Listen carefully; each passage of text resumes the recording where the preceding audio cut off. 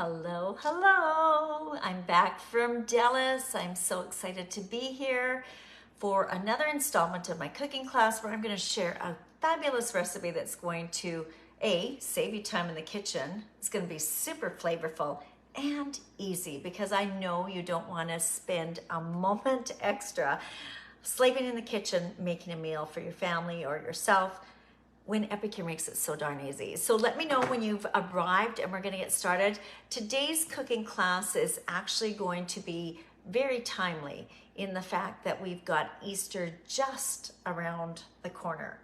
So the recipe I'm gonna be sharing can be made in advance. Hey, nice to see you, Beata. The recipe today can be made in advance or prepared in advance, I guess is what I should say. And the items that I'm going to be sharing today are actually items that are going to be leaving the line very shortly. For those of you who are not aware, our company switches out catalogs. Currently, let's see if this is it. Yes, this is the current catalog. And as of April the 4th, we will have a new one.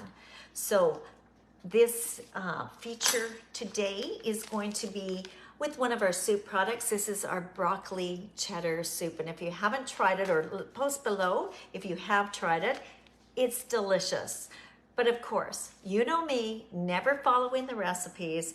I'm gonna make this not as a soup, but as a quiche. So let's get started, shall we? So we're going to grab our yam. Now, I don't know who works in the departments at grocery stores, but sometimes I see sweet potatoes noted as yams and vice versa. I personally like the orange ones, and these are actually officially yams, yes. And I usually, when I go to the grocery store, I scratch a little bit of the skin just to see what color it is. So taking our 4-in-1 mandolin, we're going to prep. And one of the things that I'm going to share with you is, did you notice how easy this is to slice? I'm going to share with you how to have a crustless quiche, because I know a lot of my customers that I have are gluten intolerant. And there's a really great recipe years ago from Best of Bridge, and it was called crustless quiche. Gosh, I'm having a struggle talking today. So I thought rather than having, a frozen pie shell, which is of course glutinous, and some people, I started thinking, could I make a sweet potato crust with some of our flour, gluten-free flour? And then I thought, why am I making life difficult? Hey, Cindy, making life difficult for everyone.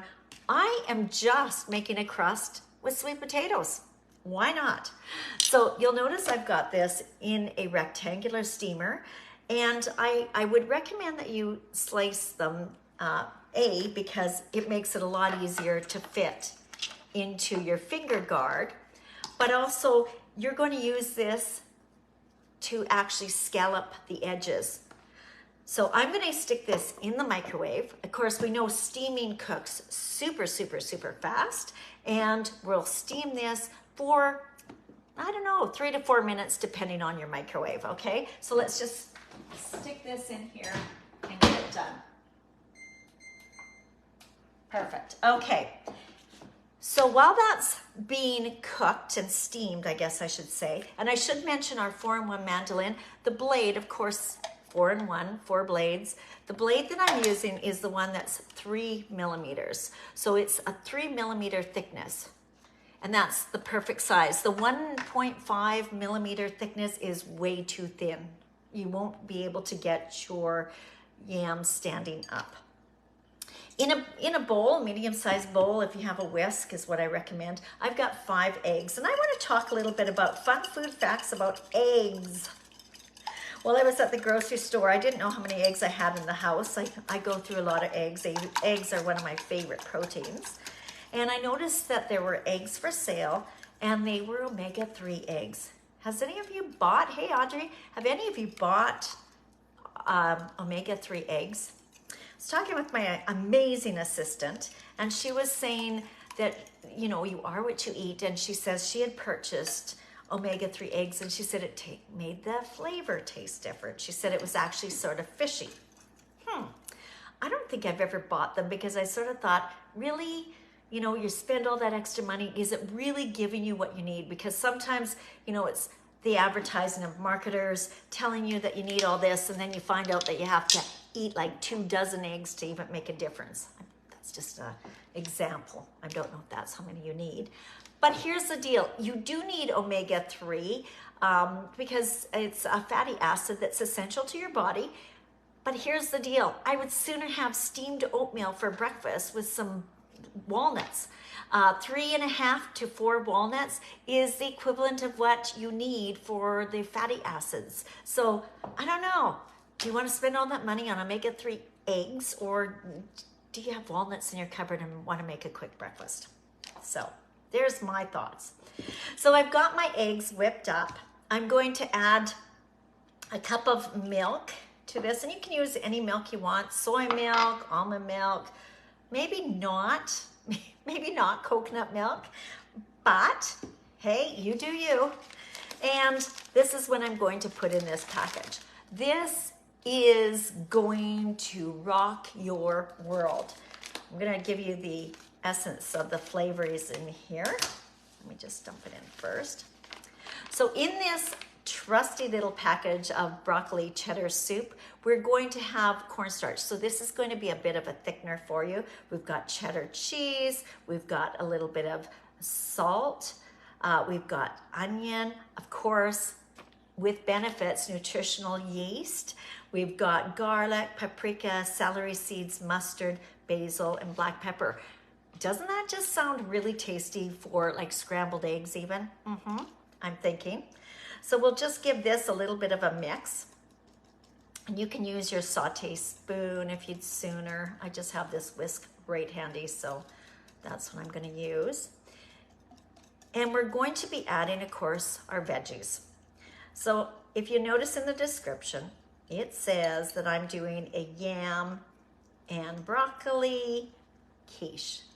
So when I came home from my trip from Dallas, I asked my husband, because you know me, I'm trying to use what's in my kitchen. I asked him what we had for vegetables. And he had said that he did a stir fry, rock solid. Yay, good for Don. He's made a stir fry, but he overbought broccoli. And he actually said he had a couple heads of broccoli still at the house. I also noticed when I walked in the door that the asparagus that I'd left him to eat, he hadn't. So today I'm going to be adding asparagus to it. You don't need to add asparagus, but I'm using up the asparagus because it's been sitting there for a week. All right, so I've got my mix started. With your veg, you're going to have roughly about 2 cups, 2.5 cups, and you want them chopped, you know, of smaller pieces, bite size, so they cook faster. Now, because I had asparagus, I'm going to just pull, I think I have 3 left, I don't know. I'm just going to pull, there we go, 3 aside. I'm just going to use it for decorating. Now, broccoli, let's talk about fun food facts about broccoli. You can eat all of broccoli, the flowers, as well as the stems. So if you take the stems off like I'm doing, you probably will want to chop them a little bit smaller just so they are evenly cooked. Same with my asparagus stalks. I'm not going to want to have big long stalks.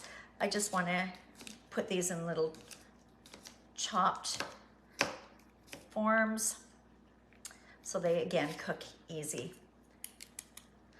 So there you have it. Easy to prepare. Now, if you don't have broccoli, I should also mention that you could also use, I don't know, carrots. If you have cauliflower, you could put that in instead. But we're just going to drop this in here. Set that aside. Grabbing my saute spoon. Just gonna mix this up, making sure it's all covered. And then I'm gonna show you what I've done with my yams for our tray. Now, for this meal, when you're making this quiche, you could do a few things. One of the things you could do is you could put it in a pie plate if you wanted, but I am going to be baking this in the oven, and I don't know if you're like me, but I just don't like having to spend a lot of time soaking things and cleaning things. when I have a game changer kitchen item, which is our steamer. So what you're going to do is you're going to take your yams, and now that they're cooked, you're going to position them to sort of be your base, and you'll notice I've got them scalloped on the side to keep your egg mixture together. Okay, so these are pre-cooked. As I mentioned, this could be a make-ahead for Easter. And we're just going to, oops, you know what I just remembered? I didn't put any spices in here. Whoa, stop the press. SPG. Oh my gosh, that would have been horrid. Well, it wouldn't have been so horrid. It's not like it was gonna go flat. But using your 4-in-1 spoon, I'm gonna put roughly about 3/4 of a teaspoon of our SPG, salt, pepper, garlic. God, can you tell I've been on holidays? Brain hasn't turned on yet. That's okay. That was an easy fix. So get that mixed up. All right, let's pour that in. Now, some of the other seasonings that you could put in besides SPG, if you wanted to kick this up a notch, and I debated that until I looked in my fridge and I noticed that I had a Monterey Jack cheese in there that had jalapeno in it. And I'm thinking, okay, that's gonna amp it up a bit anyway. But if you wanted to get some more zest to this, you could add something like our chili flakes with garlic. That could be added in there. Or if you happen to have ooey gooey queso, that would be super nice as well. So, I mean, basically the flavors that you have epicure-wise that are in your kitchen, anything will really work, but you don't want to overpower your eggs, really. Okay, remember I said I kept my asparagus spears? I'm just gonna make this look a little pretty. So, make it like a little flower shape. Now this is of course silicone, and it's a little flimsy. So I'm going to recommend, for your safety reasons and not spilling, a quarter sheet pan. Now, of course, I always have my quarter sheet pans with liners, but it's not really necessary. This is not going to spill out, but it makes it a little bit more stable. I've got my oven on at 375 degrees, and actually I've got one that's already cooked, so I'm going to be pulling that out and substituting this in. Because we have low sodium and low sugar products, if you are trying to convert from your current cooking to a healthier version, you may find that you need to add additional salt and pepper to taste. You can do it at the table, or if you want, you can grind some on now. And for some of you, you probably noticed that we had Butcher's Block Blend a while back. I love this, so I'm just going to give a little crack of this on top, and I do like having pepper, so up to you. I've already got the SPG, but I know that my guests are going to want to try that, so we'll stick this in the oven. Hang on, I'm going to have to pull the first one out. Now I should mention, sorry, I'm off the screen.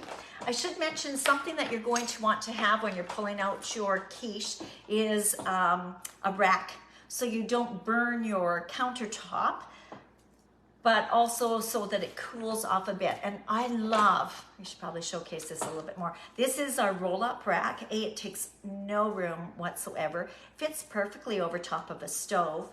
It's great for having a trivet right by your table or your stove when you're taking things out of the oven as well. Big roaster will fit on top of this. I just find it super, super handy. So grabbing my oven mitts, let me grab my quiche out so you can see what it looked like. Let me just set that there. The last thing, as I mentioned, that you're going to want to do before you put this in, I'd mentioned about having some cheese. So here's my Monterey Jack cheese. Just take a little bit of this and sprinkle it on top. And of course, we're not going to put the lid on this. This is going to brown nicely. Love having the flavors of this. Okay, so in the oven. Like how it looks so far? Wait till you see what the final results are.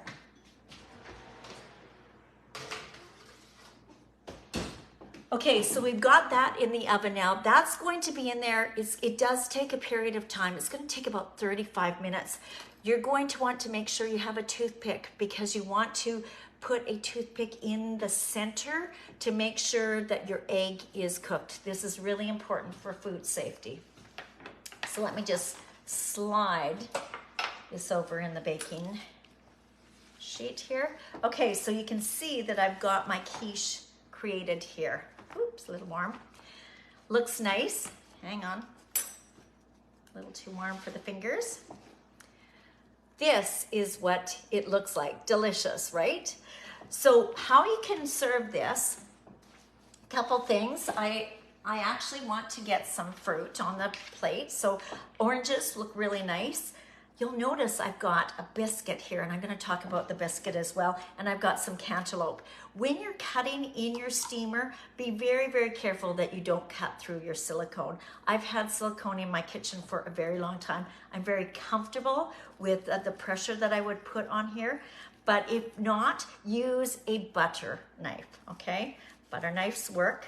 Of course, it's just egg. It's not like you're sawing through, you know, skin or steak or anything, you know, major like that. Grab your flipper and let's bring this out. Cost per, just so you know, cost per serving is roughly under $2. So a real cost saver. Now let's talk about these. How many of you have been to, what's the place? Red Lobster. Anyone been to Red Lobster? Okay, so if you want to make Red Lobster type of biscuits without the high fat that they have, I'm going to tell you, I made these as a fundraiser at the Ronald McDonald House in Calgary, and I had rave reviews. So this that I'm showcasing is our quick biscuits. And if you want to make the Red Lobster styling, put some cheese in it. And I want to showcase a product that is here for currently right now at half price. This is our French onion dip mix. What you do is put a little bit of unsalted butter in your microwave and melt it. Add some of your French onion, and then using a basting brush, baste it over top after it's cooked. Okay, so you can, I also put a little bit of this as I'm making the dough. What's going to come out is this amazing, fabulous, gluten-free biscuit. So a couple other fun food facts. Seeing we're going into Easter, and I want to make sure when you're sitting around the table with your friends, you can have interesting conversation. I want to tell you a story about going to Greece for Easter. I don't know if anyone has been traveling over there at Easter time, but this funny story, and this is what I'm going to end with. At our doorstep at our hotel, they showed up with a basket of red hard-boiled eggs, and we're looking at it going like, I don't know what this is all about. But there was a nice little note in there saying, please put this red egg in your pocket and do not break it till the end of the day. Again, still didn't know, but we were up for the challenge, so I didn't have pockets, but I put it in my purse, and I was very careful not to break it. So over in Greece for Easter, what they do is they have these really red hard-boiled eggs that they give you. The intention is this is the blood of Christ, and at the end of the night they play a game of cracking it, meaning that a resurrection. But this is also, I was told in this little note, it's also good luck. Well, I'm thinking, yeah, it would be good luck for sure, the fact that you don't have an egg cracked in your pocket. So anyway, there's some fun for you. So here you go, your yam broccoli quiche, crustless quiche, with an amazing French onion biscuit. Have a little bit of fruit, and you are ready to serve breakfast. Doesn't that look fabulous? So remember, make this the night before. All you need to do, shove it in the oven when you wake up in the morning, and 35 minutes later, you're gonna have this out of the oven, and your guests and yourself are going to have an amazing breakfast for the holidays. Thanks for popping in. I hope you enjoyed today's cooking class. Stay tuned. New catalogs coming out very soon. I look forward to giving you some more quick, fast ideas in your kitchen that will feed your family healthy, inexpensive, but yum, yum in your tummy. Take care, everyone. Thanks again. Bye-bye.